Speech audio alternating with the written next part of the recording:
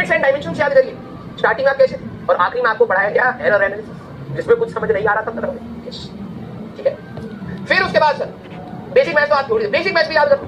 तब basic maths में starting में जो हमें ट्रिग्नोमेट्री पढ़ाई थी वो तो बहुत अच्छे से समझ आया, आखिरी में डिफरेंशिएशन इंटीग्रेशन तो कुछ ही नहीं समझ आया।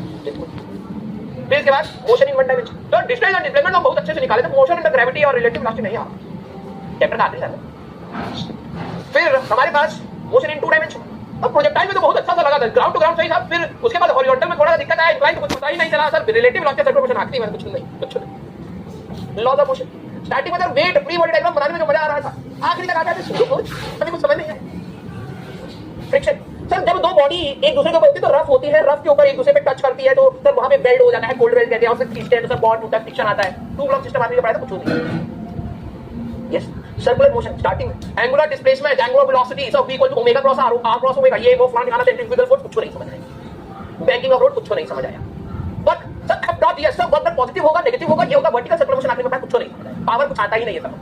Yes, centre of mass sir, centre of mass body के बाहर भी हो सकता है, ये तो हमें अच्छी सी डेफिनेशन आपने बताई नहीं है, वो खाना दिखाना हुआ है कोलिजन आखिरी के साथ।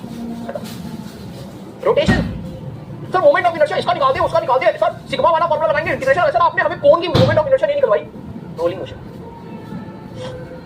मैकेनिक्स खत्म हुई। अब इस पूरे मैकेनिक्स को अगर तो ध्यान से देखिएगा, स्टार्टिंग में यूनिट डायमेंशन फिर भी देखो पसंद हो, लेकिन centre of mass and rotation कहीं ना कहीं आखिरी में आ रहे थे पूरे यूनिट के।